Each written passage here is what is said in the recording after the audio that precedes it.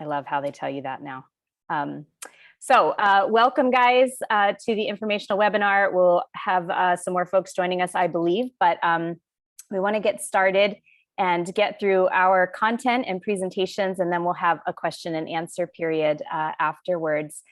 What I'd like to do though is have a little bit of an introduction round so that we know all who's here and get some sense of where you guys are from. So I'm going to actually turn this one over to Chess, and she's going to give us some instructions on introductions.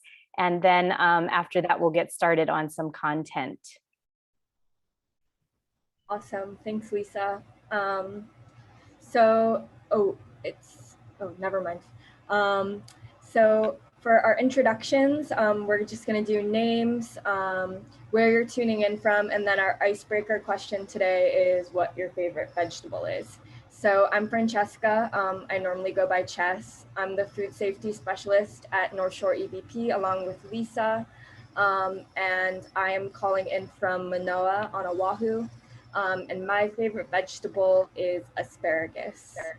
And then I'll just pass it to the next Zoom block that I see, and I'll pass it down the line, ending with Lisa. So Gary, you can go next. Hi, I'm tuning in from Hawaii, Kauai. We are a small family farm. We raise all kinds of stuff. And my favorite vegetable is cabbage, any kind of cabbage. Awesome. Next is Chad. Chad Buck, tuning in from Honolulu, and my favorite vegetable is shared with Chess, and that's asparagus, preferably grilled. So nice. Next is Marla. Hi, Marla from Kekaha, Kauai.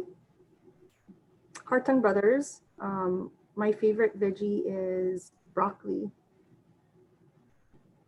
Thanks, Marla. Next we have Jeff. Hi, I'm in Honolulu, Hawaii, and my favorite vegetable right now is eggplant. Awesome. Next we have Dexter. Good afternoon, Dexter from Honolulu, and my favorite vegetable, I don't want to copy everybody else. Like every time I thought of one, somebody mentions it. I'm gonna get stoned for this, but okay, I'll choose something else.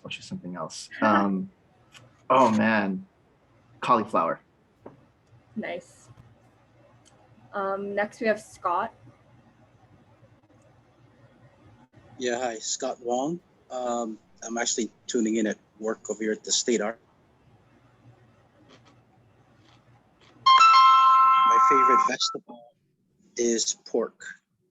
I mean bok choy. I meant bok choy.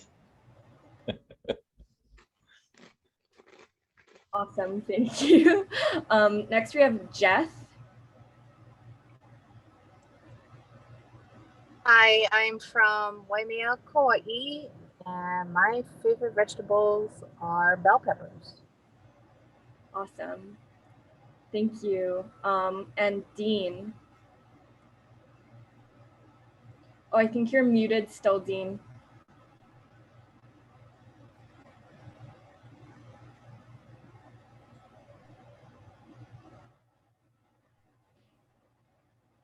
I think he's looking for the button. Oh, there. Okay, sorry about that. Can you hear me now? Yep. Okay. Yeah, I'm tuning in from I'm at work at Waihata. So my favorite vegetable is probably greens still. Good salad. Awesome. Next we have Scott.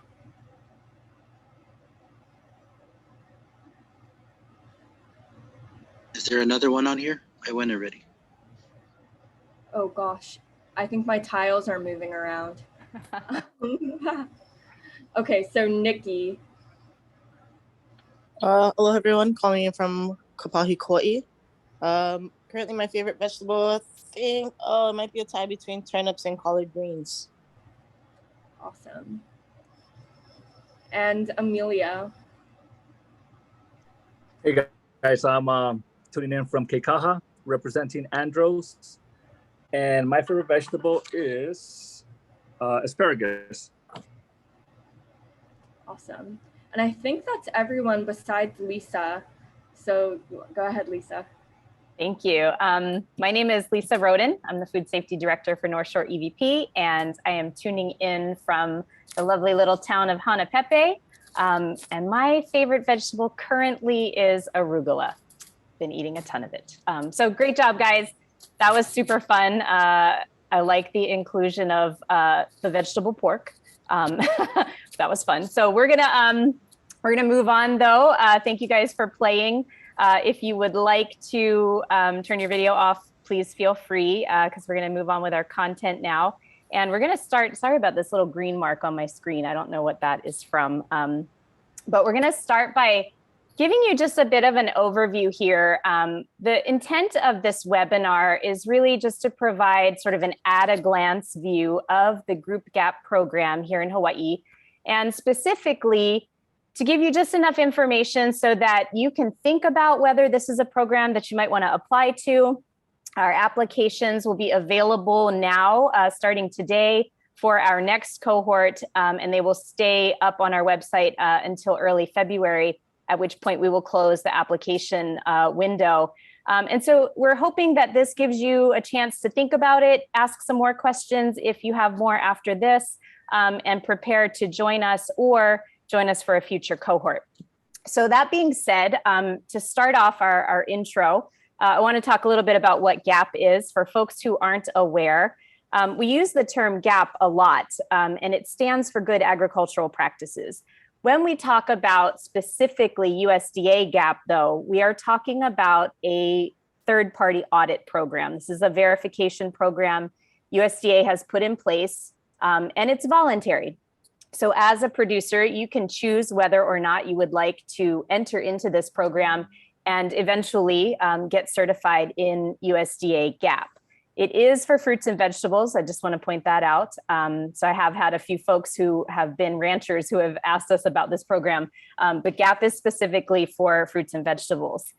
Now, it is a little bit different than FSMA, and I'm just going to touch on FSMA a bit. FSMA stands for the Food Safety Modernization Act. If your farm is subject to FSMA, that is a mandate, and you will have to comply with all or certain parts of that law. GAP, again, USDA GAP is different because it is a voluntary program. However, a lot of buyers, particularly larger buyers and distributors, ask that their suppliers have a food safety certification, and the most popular one is USDA GAP. And the reason for that is that those buyers and distributors often want some kind of documentation, evidence that the food safety practices you have in place on your farm are being implemented regularly and correctly. And that's what the verification process or the audit provides. Now, GroupGAP is a newer program. Regular GAP has been around for some time, since the early 2000s, but GroupGAP is a more recent addition. And USDA came up with GroupGAP in about 2015 because they saw that although GAP itself was available, it was difficult for a lot of smaller and mid-sized producers to get into it. It's because generally a lot of the work that you have to do to get GAP certified was being done by a single farm by themselves, and then they had a single audit by themselves. And USDA thought, well, maybe a way to assist these smaller and medium-sized producers is to have a little bit different setup. They did a pilot program in the Midwest. They came up with the GroupGAP structure. And here at North Shore EVP, we were interested in it because we had been looking for essentially a way to stand up a food hub on the North Shore of Oahu, an aggregation facility. And the idea being there was that there are a lot of small farms on the North Shore. They don't have an aggregation facility to hui their product together. And in researching the needs for that, we had talked to a number of potential buyers who basically all said, you're going to need to have food safety certification. And that's when we realized that that was a really big, excuse the pun, but a gap. A lot of the farmers in Hawaii, not just on the North Shore, but across the state, were not food safety certified. And therefore, this was going to cause a problem when trying to push their product out from an aggregation facility. We thought that GroupGAP was a great opportunity and a nice fit for that problem here in Hawaii. So we started working with USDA to establish a GroupGAP program, and we received our certification to do that in 2019. We just had our most recent audit for our program, and that was in July of this year, and we passed. We are still certified to provide GroupGAP here in Hawaii. We are the only entity that does GroupGAP here in Hawaii currently. And what that means basically is that we're allowed to help certify producers under our program. So just to give you a little bit of a sense of kind of where we've been and where we are now, I wanted to touch on some of the things that people historically have said are barriers to getting food safety certification. A lot of times people will say, well, it sounds kind of new, or it's something they're not too familiar with. And that's because we don't have a long history of food safety certification here in Hawaii. Perceived barriers, when we talk to folks, and we've been talking to them for a few years about this, one of the first things that comes up is cost. There is a notion that GAP is very expensive to do. And sometimes I think that's because there's a bit of a misunderstanding as to what getting GAP certified entails. What do you have to do to meet the certification requirements? So that's one thing. Certainly, if you're doing GAP on your own as opposed to GroupGAP, it probably is going to be a little bit more expensive. There's a lot more time on your own that you're going to have to put into that. Workload always comes up as a barrier. People feel that there's just too much to do and they can't possibly take care of it all. And that's understandable. A lot of our small operations in Hawaii are one man or one woman or small family operations, and they don't necessarily have a lot of capacity. And that's another reason why GroupGAP is a great fit. We'll talk about that in a bit, a little bit more specifically. One thing that I hear occasionally is that small farms don't cause food safety outbreaks. And for that one, I really don't have anything to say other than I don't think that's true. I think we have not as easy of a time tracking when we have food safety issues on small farms, but really the size of your farm doesn't indicate how good or how not good you are at your food safety practices. You could have someone on a small farm who doesn't wash their hands after they use the restroom just as easily as on a big farm. So size of the farm really doesn't make you or break you as far as food safety practices goes. Another thing that people often say is that they can't do this alone. And for that one, all I have to say is GroupGAP. That's why it's here. That's what we're here to do, is to be the technical service provider and to help you obtain that food safety certification, not by yourself. And then finally, a lot of people will say, well, it's unnecessary. My buyer doesn't require it, or I'm going to sell into this particular institution who doesn't require it. And currently, that may be true for some folks, but we believe that that will change. More and more buyers and suppliers are looking at food safety. They may not require full certification, but they're certainly going to want to see some documents, some evidence that you're keeping harvest logs, that you're cleaning and sanitizing on a regular basis, and that you're doing worker training.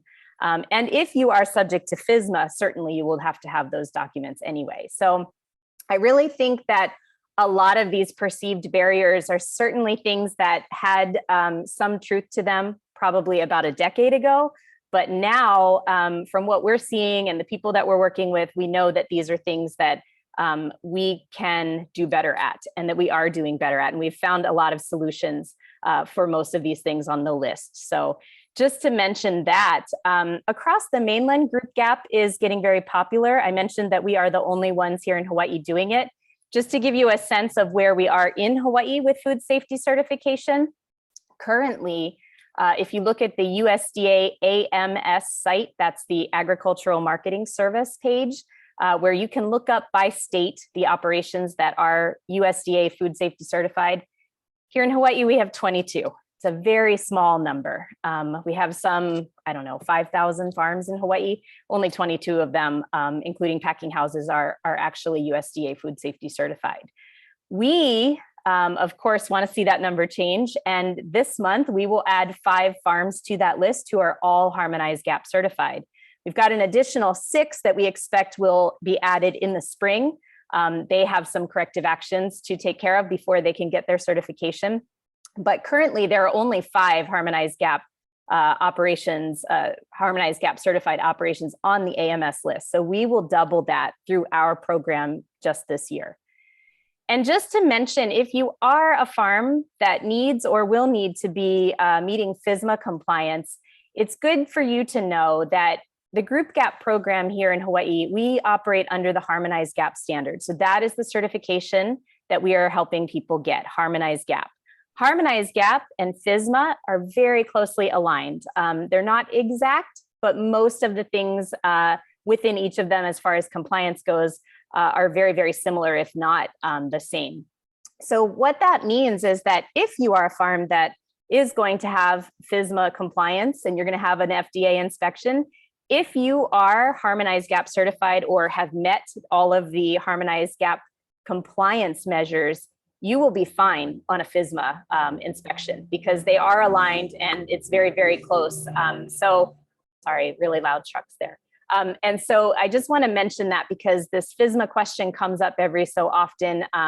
It's a little bit different program, FSMA versus GAP, and we can talk more about that if there's questions there at the end, sort of go into that a little bit more deeply. But just to throw that out there so that you understand. I'm going to turn it over to Chess now, though, because we want to give you a little bit more detailed understanding of the program. Thanks, Lisa. Yeah, so I'm going to do kind of a Hawaii GroupGAP program at a glance, starting off with our program prerequisites. There are a few prerequisites that we ask for in infrastructure, communication, and also personal commitment. So starting off with infrastructure, the 2 super big ones that we ask farmers to have or have a plan for is restrooms and hand washing stations. And important to note here that hand washing stations means potable water, so microbially clean water. If you don't have a restroom physically on your farm, that's okay, but to meet GAP requirements and also to fulfill OSHA standards, they need to be within a 1/4 mile of your farm. We are willing to work with farmers that maybe don't have a restroom right now or don't have a hand washing station solution right now. And we do work with farmers like that, but you need to be willing to actively work with us on a solution towards that because you're not going to be able to get GAP certified without those 2 things. Next, I want to talk about personal commitment and communication. So communication with Lisa and I for the program is going to be really, really crucial. In addition to that, class time, so time commitment, we have about 10 about an hour-long classes at the beginning of our program to kind of kick off learning about food safety. So there's that time commitment. In addition to that, there's homework that we ask for, farm visits that we'll make to your operation, and the commitment to record keeping. Record keeping is kind of a continuing homework that you will have if you're in the program. Next is program cost. So our program is pretty comparable in cost, if not a little bit lower on the spectrum for GroupGAP programs compared to ones in the mainland. So our cost is $800 yearly fee. And one other thing I would want to note here is that while there is this yearly fee of $800, it is going to end up being considerably less, both in time and in money, than doing this certification on your own. In addition to our yearly tuition, we do have a digital record keeping system that we started using in 2021, and that's a $50 a month cost. But with this, we do have a super big discount. So it's the $50 is a 70% discount for all of the folks in our GroupGAP program. And then lastly, for cost, I would want to mention water testing, which is not something that every operation has to do. But if you are not on municipal water, or if for some reason you are treating your water for maybe post-harvest reasons, you are going to want to factor in water testing as one of your costs, which we also do have a group gap discount for. And lastly, and I think most exciting, what producers receive by being in our program. So like I mentioned, we have the 10 online food safety training courses with Lisa and I, each about an hour. Then Lisa and I will help you write your farm food safety plan, which is about a 10 to 20 page written document outlining all your procedures and outlining how you keep your records. So a 10 to 20 page Word document that Lisa and I will help you write and do a majority of the writing for, so you'll receive that.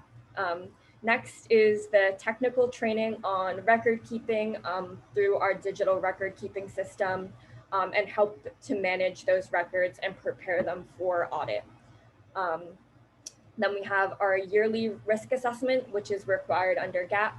And along with this comes 2 to 3 in-person visits from trained food safety professionals. So Lisa and I coming to your farm 2 to 3 times yearly to look over things, help you with your risk assessment, and help prepare you for audit. Then we have our WPS training for any farmers that need it. So anyone who's applying agricultural chemicals will need worker protection standard training. And then throughout all this, you will have our support throughout the entire certification process and beyond. So yeah, just a super brief overview. There's lots more to cover, but these are the 3 main things. Next, I'm gonna hand it over to our 3 awesome speakers for today. I'll just do a brief introduction for each of them and then they'll all start. So first we have Chad Buck from the Hawaii Food Service Alliance. Chad is the founder and president of the Hawaii Food Service Alliance, which is the largest local supplier of perishable foods in Hawaii and serving all islands. Next, we have Dexter Kashida from the City and County of Honolulu. Dexter is the Food Security and Sustainability Program Manager at the Office of Climate Change, Sustainability, and Resiliency. And lastly, we have Marla Shimatsu, who is one of our member farmers from Hartung Brothers. And Marla is going to talk a little bit about her personal experience and about Hartung's experience. They just completed their in-person USDA audit and will be receiving their GAP certification. So a little bit of a farmer's perspective on Group GAP. All right, Chad, I made you co-host. I'm going to stop screen sharing in case you have a presentation you want to put up. If not, that's fine. Yeah, no presentation on our side today.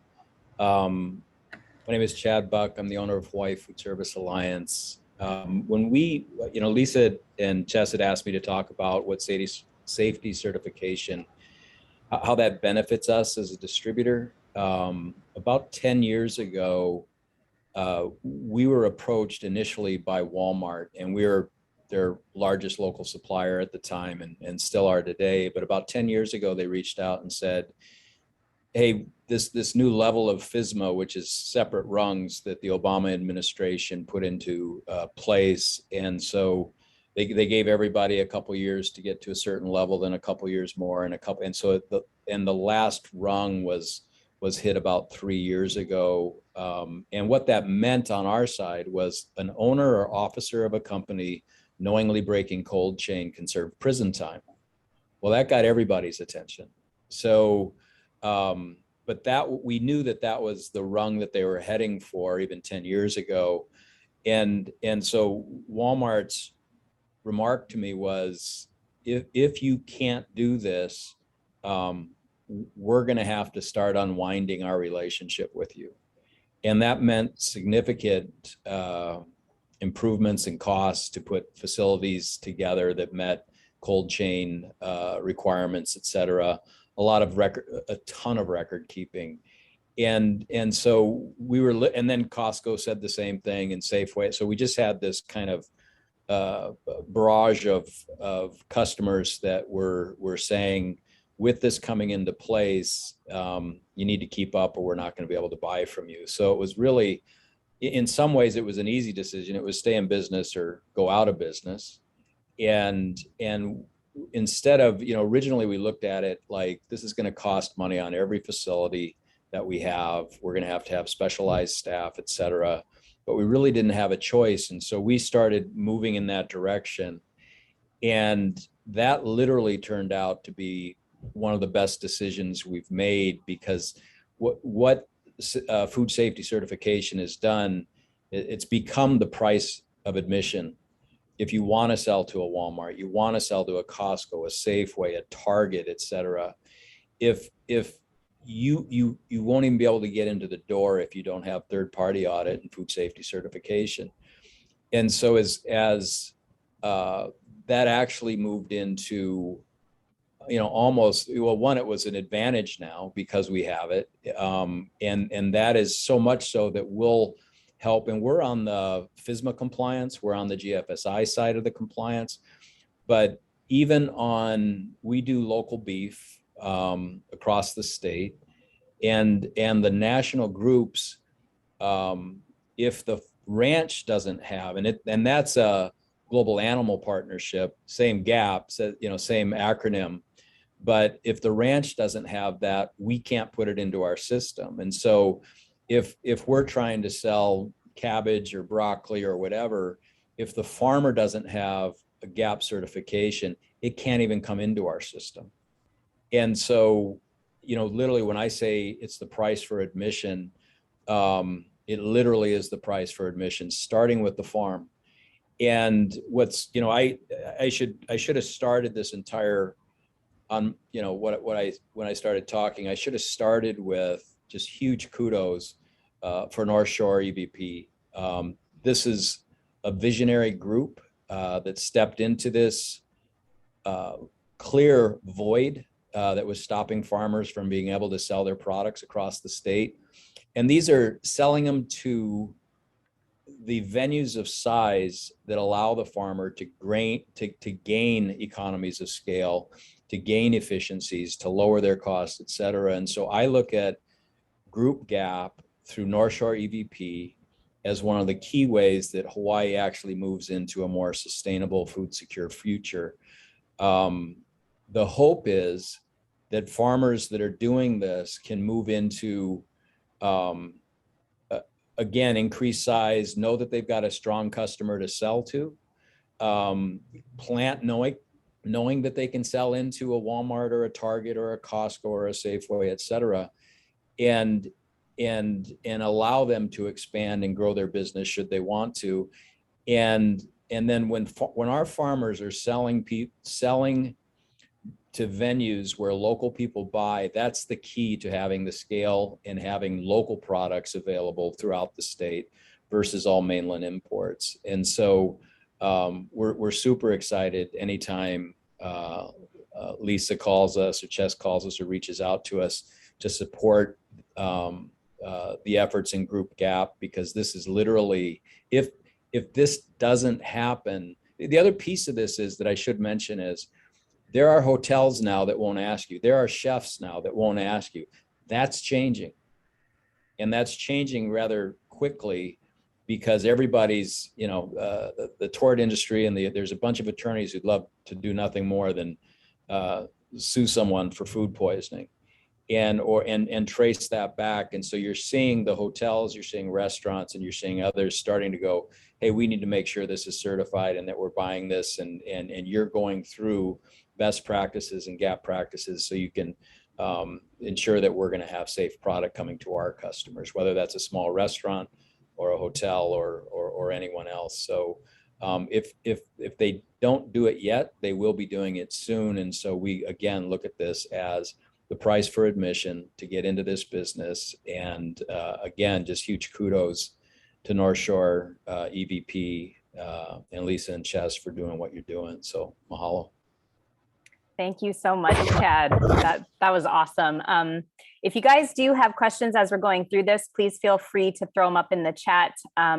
Dexter, do you have a presentation? Should I make it so you can share screen? Nope. Okay. No need. I think Talk Story is, especially with this group, probably best. Thank you so much.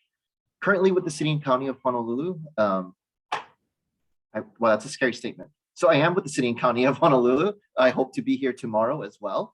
I came from the Department of Education just prior to this position. And while currently my job is to think a little bigger in up and down the food chain, and create some redundancies and resilience in our food system, the scope is pretty limited to Oahu versus while in the DOE, it's a statewide school system. And we looked at creating a farm to school program that would be running from Honokai to Hanalei. And so I'm going to speak from maybe two sides of what I did and what I do.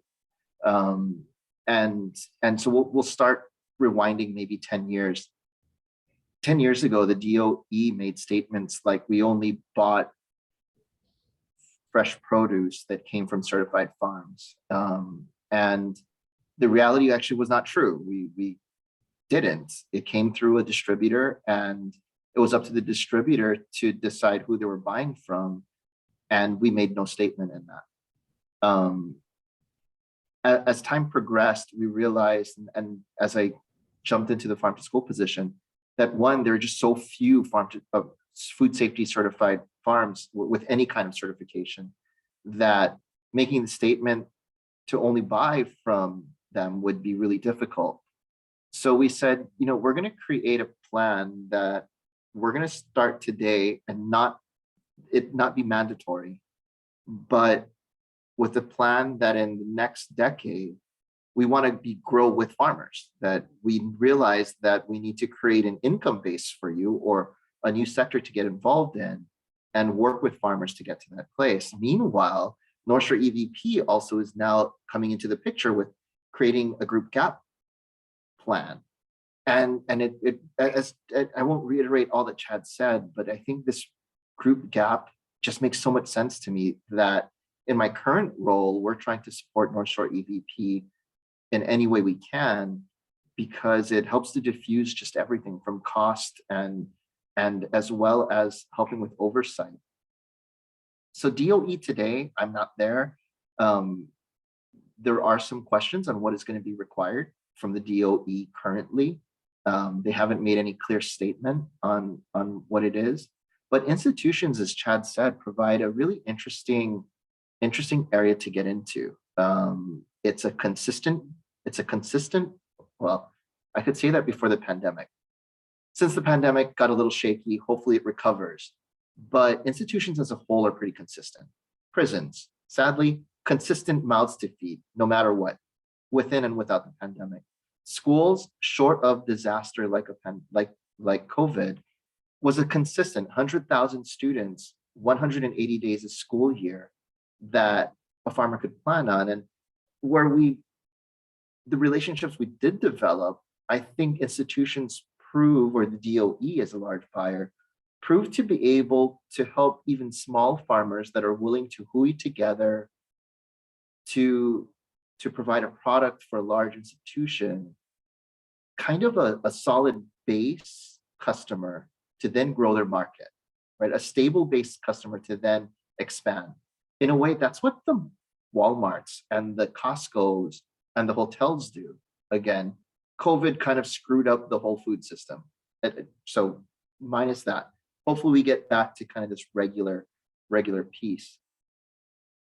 And as the institutions are progressing, not only the DOE, in our current conversations in the institutional purchasing hui, which is a group of Hawaii institutions that are thinking about how do we buy more local? How do we overcome procurement challenges? What's needed? De-risking is a huge piece of it all, especially folks with deep pockets. So government entities, Kamehameha schools, etc., all asking that question, what ways can we de-risk buying hundreds of thousands of pounds of product for our folks, for our customer base? And right, we hear the counter argument, oh, but like GAP certification, it's one audit over a whole year. So what does that really show you? Well, the audit is, or the way that me as a customer views it though, yes, it might be a 1 or 3 day, depending how big you are, audit of your program, but it's auditing your systems. So if that audit comes back and says to me that you're meeting standard, then it shows that you have systems in place to ensure that my customer doesn't get sick.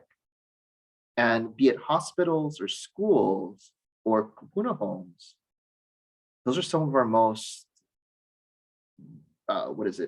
high risk category folks in our community. And so, yeah, kind of as Chad said, partly it's the lawyer side that's going, as long as we can pass the buck, right? We know that our farmer was safe. We did everything possible. We're keeping it safe, everything possible. Then it's got to be something that's somebody else's fault. But more so as a provider, we want to make sure that from seed to table, we did everything possible to ensure the product was kept safe.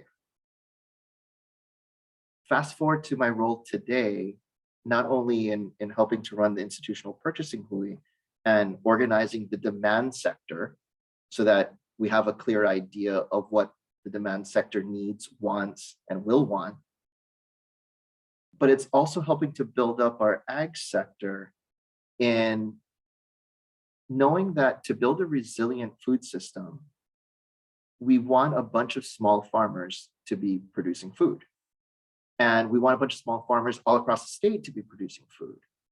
And yet we need those small farmers and create a mechanism to get to these bigger institutions. Because my family who runs a 3-acre farm is not going to be able to provide enough produce or even beans, even green beans for the DOE 1 day a month. But myself and a bunch of farmers in Waianae might be able to. And so through food hubs and then through larger distributors, we can, right? So hopefully building these mechanisms and building these mechanisms all across the state, which brings in folks like Chad's organization, who has distribution and logistics power to move it, which as he said, in a lot of ways, this is becoming just standard. And I liken it to my growing up in the restaurant and food service side. When I first entered, food safety, Department of Health was enough. That was adequate. Wash your hands, change your apron, wear a hairnet or a cap. That was okay. And then a few years in, we were required to do more and more. And then not only DO8 certification, that was the minimum. We were then required to do higher third-party certifications, similar to GAP, ensuring you're one step back, traceability, ensuring that we're taking temperatures of food and recording it, lots of record keeping. And cooks and people in the cafeteria, in the kitchens, cafeterias and restaurants didn't go into the job at first to be record keepers. Then when I joined Sodexo, which is an international company, we had somebody like Elisa and a North Shore EVP type person that came in and helped to run our food safety programs in multiple kitchens, which helped to really relieve. And that's why this group GAP concept makes sense to me, because we saw this in the corporate world, that they had the food safety officer that handled multiple sites. That yes, each site, each farm is going to need that champion, but to ensure that each one was working properly, we had that. So group GAP really makes sense to me, because in fact, I feel safer in a group GAP environment than a farm that goes solo, because you have the support organization or organizations of support on a daily basis instead of just doing it solo. So not to sound like a sales pitch at all, I apologize, but just wanted to share why I truly believe and kind of double down on group GAP. And that to close out, just want to reiterate that really the larger institutions, as Chad said, whether it be from the lawyer part or possibly even insurance companies, talking to some of the underwriters, they want to de-risk their insurance coverage. And so their conversations are, so not only me as a company or me as a government entity and our corporate counsel going, how do we de-risk it? Insurance companies going, okay, yeah, we'll cover it now, but what are we going to need to do to de-risk this in the future? Sorry, Chad, did you want to make a comment? Yeah, just right along your side, Dex. So we took over the harvest and processing for Niihau and Kauai. And when we went to insure it, the insurance company, so this is 100% confirms what what Dex just said, is they were like, we're sending our own auditor. And so we got audited by the insurance company, who hired an independent auditor to go in because they weren't even going to touch it unless we met certain criteria. So 100% support of what Dexter just said. This is getting, just through all the systems that are tied into this, everybody's looking at food safety. So yeah, just wanted to support what you said. Thanks. Yeah, perfect. Real life example. And at the same time, don't want to leave you with kind of the depressed feeling like, crap, more government overreach, or like one more thing to do, kind of. But the restaurant and food industry over a decade makes it work, to the point that now when I go to Roy's, they used to plate barehanded, but now they don't, how can you really feel the food? I don't know. They figured it out. It took a little while, but having guides along the way really do help. But thank you. Would love to talk story more as we end. Thank you. Thank you, Dexter. I'm going to shift over to Marla, and Marla, you are a co-host now. So if you have the presentation, you can share screen. And then once we finish up with Marla, we have a few more slides, and then we'll open it up for questions. So all you.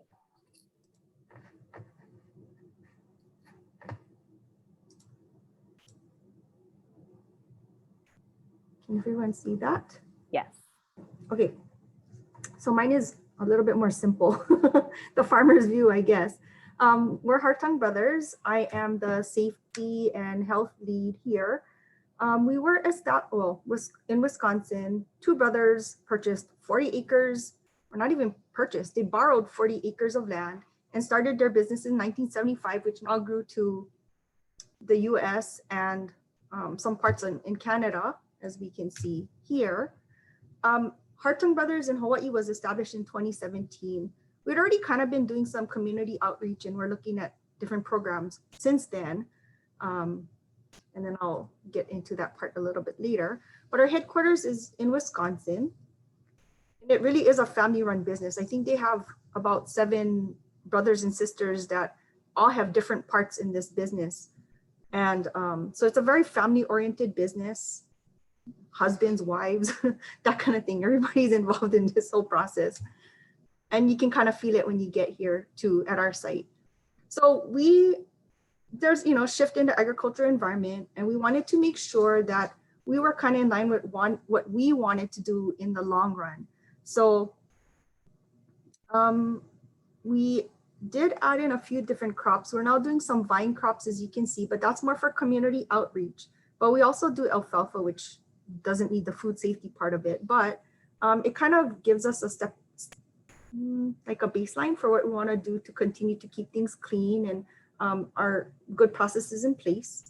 And it is not a requirement of what we are doing as part of our community outreach programs, but we did want to make sure that we establish some quality standards. So for down the road, when we wanted to be part of any program that would require it, we're ready. And it's old news, and something that we've done is part of, it's going to be like muscle memory.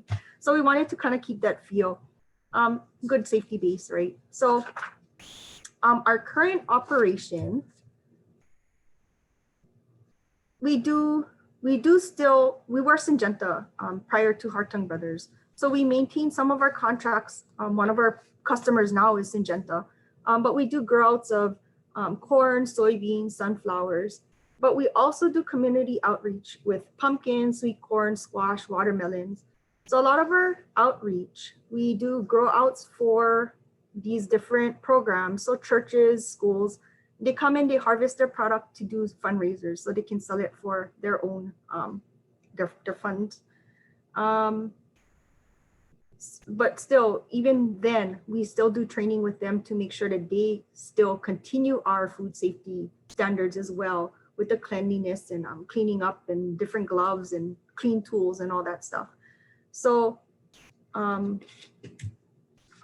future, we do, I know it was mentioned that we, the whole farm to school projects at the local schools. And I know that our GM is kind of headed towards the Aina Pono project.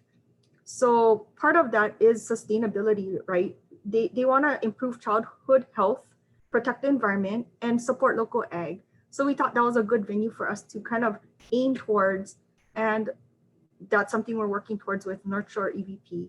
So we do want to partner with the community, and because it is a family-run business, and that is the goal, for us to be part of this family culture in Hawaii. This is the direction they want us to go in as well. So we partnered with North Shore EVP. So our experience has been really great, as I've heard from a couple different people, and also not to be like the sales pitch person, but we did really have a good experience.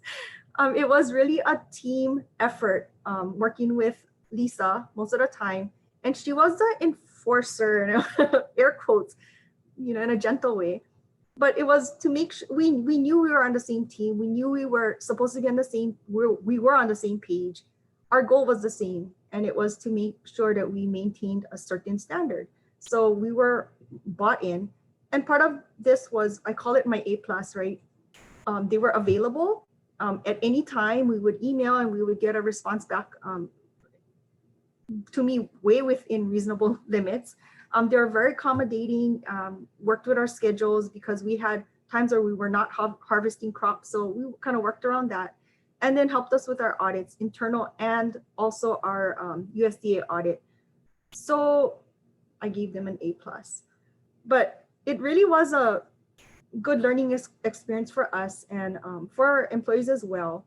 And it wasn't much of a hard sell for them because they knew baseline our regular farm safety projects, but also this kind of fit into what we're doing with food safety. So all in all, yeah, the sales pitch.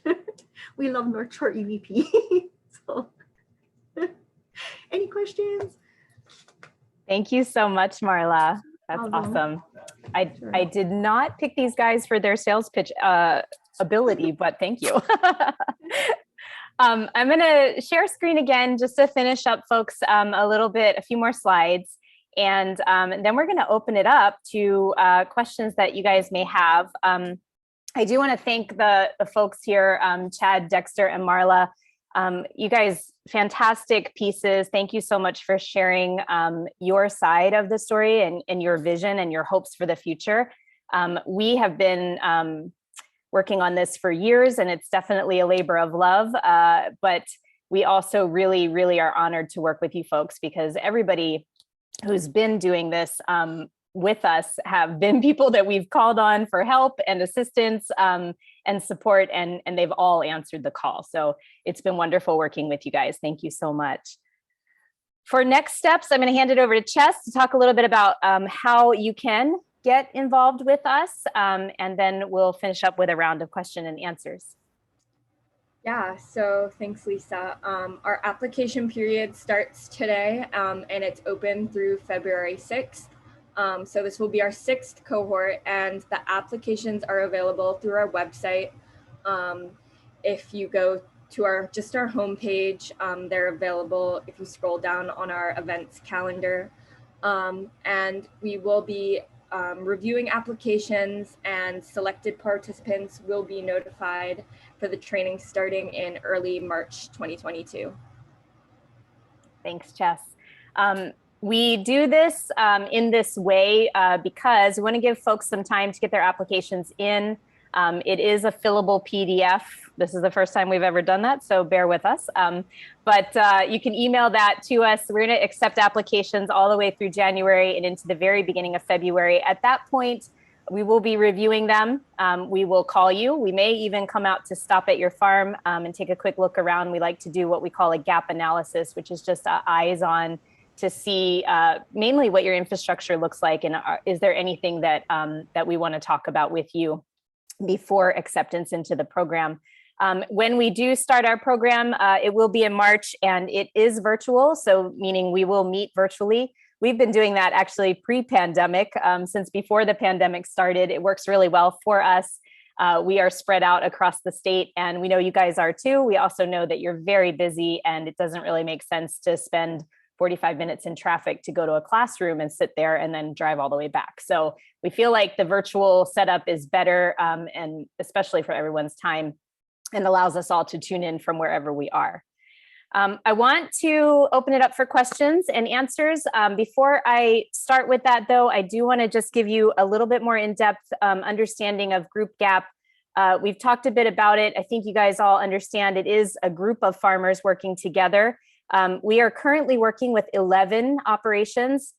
As I mentioned, 5 of them are certified, will be going up on the USDA website this month. 6 we expect to have their certifications by or before the spring of 2022. So we'll be adding a number of farms in this next cohort, up to 10. Chess and I are not quite at the point of cloning ourselves yet, so we probably won't do more than that. But we do look forward to a bigger group, and working with that big group means that as we proceed through the year, we'll be working with you, making individual farm visits, helping you with your farm food safety plans, et cetera. When we get to the USDA audit time, which will be in the fall, we'll shoot for those audits to happen in September or October. In the GroupGAP scenario, it's a little bit different than when a single farm goes for a GAP audit, they're going to be audited. In GroupGAP, all of the farms in our group will undergo 2 internal audits a year. Those will be done by Chess and myself. We will come out to your farm. We will do an audit. It will be a formal audit. We will submit that report to USDA. If there are corrective actions, you will be responsible for fixing them, and we will help you with that. But USDA will also audit a subset number of the total farms in our group. And what that means is that, for example, when we get to September, if we have 16 farms that are ready for audits, we will submit that list to USDA. They will look at that list of farms. They will look at the internal audits that we have performed up to that point, and they will select 4 of those 16 farms. It's typically the square root of the total number. That means that 4 of those farms will get a visit from the USDA auditor. Everyone in the group is basically being carried along by each other. So if all 4 farms do really well, pass their audits, no one has corrective actions, the whole entire 16 farms in the group gets their certification. If 1 farm or 2 farms, a couple farms have some corrective actions and can't get their certification, that doesn't affect the rest of the group. Everybody else who's good to go, doesn't have corrective actions to fix, has passed their audits, they will still get their certification. The farms with corrective actions will need to fix those, and Chess and I will need to do a follow-up audit to verify those before those farms can get their certification. So I just wanted to explain that so that everyone understands this really is a supportive atmosphere and a network. We're all here to help each other, but even if someone falls short at a certain point, it doesn't mean you're excluded from the group forever. We help you fix those issues, and you're jumping back in as soon as that's been verified. And I really feel like that's the strength and the beauty of GroupGAP. You're really never on your own completely. There's always going to be myself and Chess and other producers to give you a hand. So I'll stop yapping and open this up for questions. If you have one, feel free to shout out.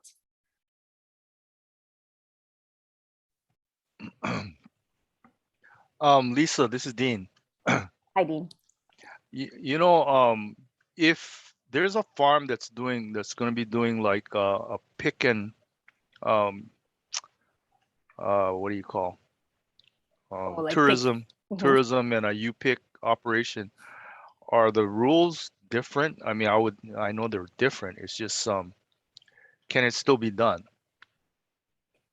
I think it can still be done. So that's come up with conversations with USDA folks. In those situations, some of the SOPs will be real specific to that operation and to what's going on there. So for example, We may have a situation where folks who are coming will have to sign in, will have to wash hands. They'll have to be provided with clean bins to harvest into. It's really, I think, thinking about it like those folks are volunteers or employees at the farm. Okay. So it can be done. It may take a little extra effort, but certainly not something where we would say no. Okay, thank you. Any other questions? I know we couldn't have done that good of a job. Hi, this is Jeff. I'm a beginning farmer and I don't have any land right now, so I'm not in operation. So what would be the best route for me? Like, should I wait until I have, everything set up and I'm in operation and then get certified? Or is there a way for me to, I just want to make the process as smooth as possible. So what do you think would be the best way? Chess, do you want to take this one? Because it's kind of like one of the ones you're working with.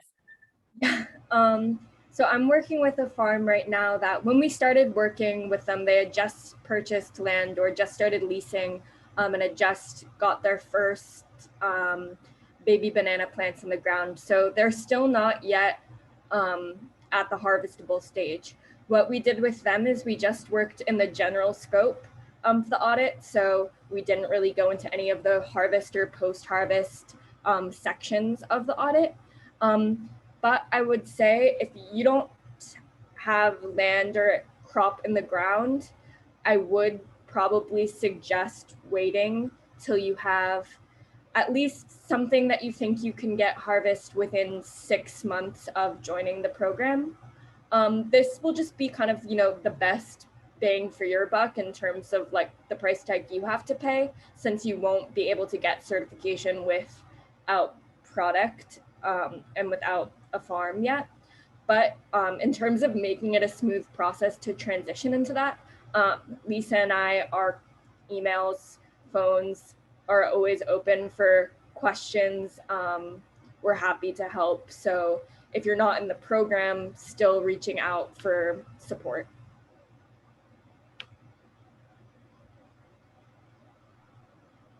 I have a question. Yes. On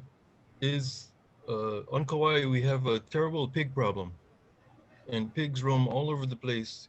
Is the presence of pigs on a farm a showstopper for GAP? No, absolutely not. You do have to have some animal control measures in place, which we will, go over in your risk assessment and outline in the farm plan. And then what you would want to have are mitigation measures for if the animals do get in to your field, if they get into your crop, what is your plan with that? But that's a really good question, because a lot of folks, one of the things that's a big misconception out there is that you have to have fencing, you can't have animals. You don't have to have fencing, that's not a requirement. But if you do have animals accessing, which in Hawaii, we have all kinds of animals accessing all the time, whether they're wild or domestic, we have to have a plan in place. You would want to have a situation where they are kept out of your post-harvest space. So if you have, for example, a packing shed that's out in the field, sort of unattended, you do want to have some heavier measures, more robust measures to keep them out of that. But if they're getting into the field, then we set up a plan to deal with that. And what that might look like would be, for example, if they're accessing, let's say, a corner of your spinach crop, we're going to say, all right, if we see that they have been in there, we are not going to harvest that particular couple of rows or a section where they've been. That product will be discarded. Everything else is okay. If you have not observed them in other areas of the farm, that's all right. If you've got an orchard and you're picking crop from the trees, whatever they haven't touched, you're not going to harvest stuff off the ground anyway, unless that's the normal place that it grows. So if you're picking from the trees, you're okay, even though the pigs may be accessing below. We just want to be aware of any little presence that they might leave behind. Okay, thank you. Mm-hmm. Lisa, does organic certification follow, or can I be organic certified and group GAP certified? That's a good question. They are two separate audit schemes. But if someone is already organic certified or has been and sort of has maintained like the record keeping that goes along with that, they will probably have a really easier time getting GAP certified because the system, like you mentioned, is already in place especially for keeping records. But they are separate. We have been, especially pre-pandemic, we were really interested in seeing if there was a way to align those systems a little bit more. It's still an area where there's some work to be done, but the record keeping system that we recommend folks use, Heavy Connect, is very interested in finding out a little bit more about that too. And if you're using that system, you could probably just have one set of records in that Heavy Connect system that could be used for both audits. Very, very simple, kind of streamlining the process. But I think folks who are organic certified or understand what goes into that, definitely it's a good fit for a GAP certification. Hey Lisa, we're in July, we were organically certified for the island of Niihau and for our processing plant in Kauai.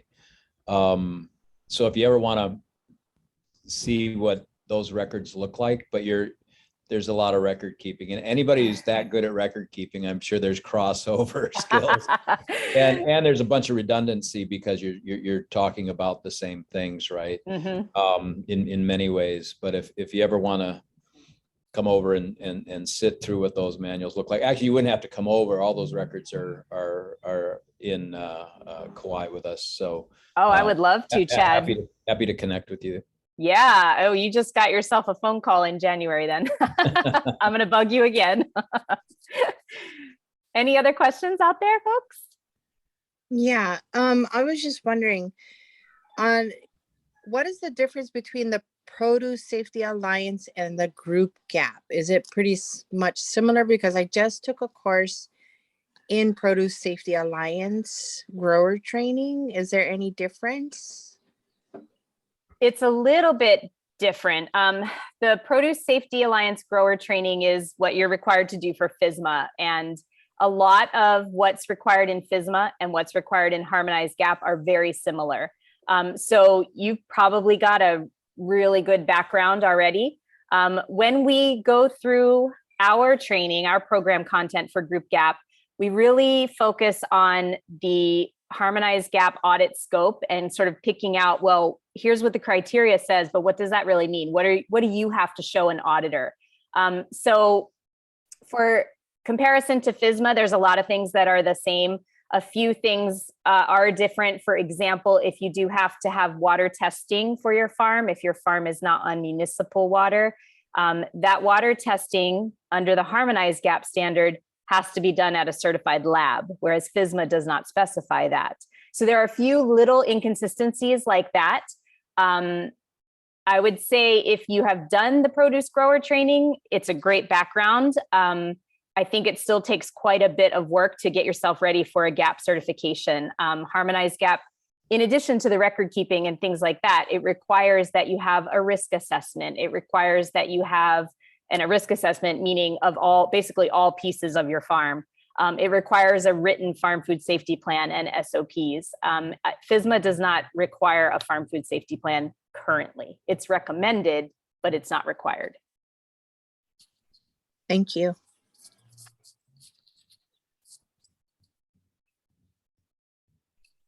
Is it possible to be GAP certified if you're sharing a wash and pack area with other farmers who are not certified? I would say that it makes it a little tougher because you don't have full control of that space. I think we certainly could take a look at it, and maybe if you are interested, we could take a look at it in person, see what the space looks like. I think the biggest thing will be your cleaning protocols, especially when you go in there. So not knowing what the person who was there before you did. And then, of course, making sure that you leave it as best you can. So I think it's possible. you just want to kind of have a good sense of what folks are doing in there. But it's definitely possible. I think it's not much different than a packing house, where you've got a lot of different product coming in. You have to really think about, how are you going to deal with all those different things?